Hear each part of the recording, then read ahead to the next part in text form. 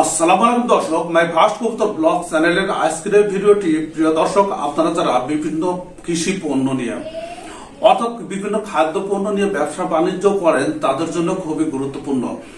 প্রিয় দর্শক, সম্প্রতি আমরা একটি বিজ্ঞাপন দেখতে পাই, অর্থাৎ ফেসবুকে কিন্তু এটি সবার আইডিতেই এই পোস্টটি পৌঁছে গেছে এবং খুব দ্রুত ভাইরাল হয়ে গেছে। সেটি হলো সরকার অন্তর্বর্তীকালীন সরকার নির্ধারিত বিভিন্ন খাদ্য পণ্যের মূল্য তালিকা।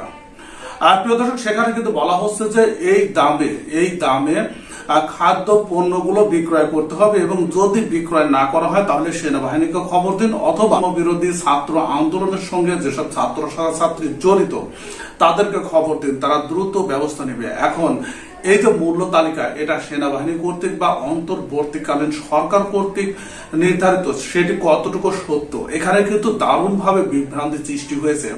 কারণ এখানে বলা হয়েছে যে আলুর দাম, প্রিয় দর্শক, আলুর দাম 40 টাকা প্রতি কেজি, কিন্তু আমরা হাটগুলোতে যখন যাই তখন আলু কিন্তু আমাদের 60 টাকা করে প্রতি কেজি কিনতে হচ্ছে।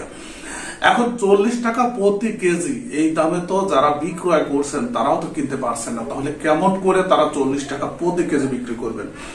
প্রিয় দর্শক, এখানে পেঁয়াজের বাজার দর বলা হচ্ছে যে 70 টাকা প্রতি কেজি, কিন্তু আজও আমরা হাট থেকে যে তথ্যগুলো সংগ্রহ করেছি সেখানে কিন্তু আমরা দেখেছি যে প্রতি মন পেঁয়াজ বিক্রি হচ্ছে 4000 টাকা থেকে 4600 টাকা পর্যন্ত, অর্থাৎ গত দিনের থেকে কিন্তু কিছুটা কমেছে।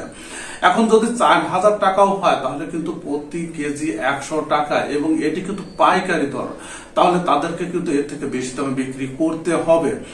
এখন যদিও ভালো পেঁয়াজগুলো তার থেকে বেশি, অর্থাৎ 4600 টাকা প্রতি মন বিক্রি হচ্ছে, তাহলে কেমন করে তারা 70 টাকা প্রতি কেজি এই পেঁয়াজগুলো বিক্রি করবেন?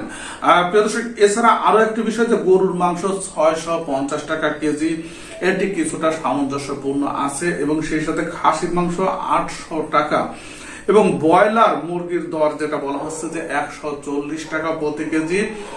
প্রিয় দর্শক, সব মিলে এটি কিন্তু ভাইরাল হয়েছে এবং জনমনে দারুণ ভাবে প্রভাব ফেলেছে। দর্শক, এই সংক্রান্ত একটি নিউজ তুলে ধরছেন RTV, সেখানে বলা হয়েছে যে ফেসবুকে ছড়িয়ে পড়া পণ্যের তালিকা ভুয়া, অর্থাৎ ফেসবুকে যে পণ্যের মূল্য তালিকাটা ছড়িয়ে পড়ছে সেটি সম্পূর্ণরূপে ভুয়া। এখানে বলা হয়েছে যে জাতীয় ভোক্তা অধিকার সংরক্ষণ অধিদপ্তর জানিয়েছে ফেসবুক সহ বিভিন্ন সামাজিক যোগাযোগ মাধ্যমে নিত্য পণ্যের দাম নির্ধারণ করে দেওয়া তালিকা সরকারের নয়। তার মানে এখান থেকে আপনারা কিন্তু শিওর হলেন যে এটি কিন্তু সম্পূর্ণ ভুয়া। এবং বলা হচ্ছে যে শনিবার 10 আগস্ট অধিদপ্তরের মহাপরিচালক AHM শফিকুজ্জামান এক বার্তায় এ তথ্য জানিয়েছেন।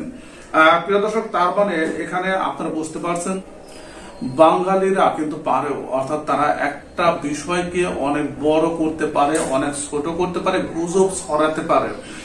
তাই আপনি যে সরকারি যে কোনো নির্দেশ আপনার কাছে যদি পৌঁছে তাহলে অবশ্যই সেটি যাচাই বাছাই করে সেটা পালন করবেন। প্রিয় দর্শক, সঙ্গে থাকুন মাই ফার্স্ট কবুতর ব্লগ চ্যানেলের, তাহলে প্রত্যেকদিন দারুণ দারুণ আপডেট আপনি জানতে পারবেন। ভিডিওটি দেখার জন্য আপনাদের সবাইকে ধন্যবাদ জানাচ্ছি।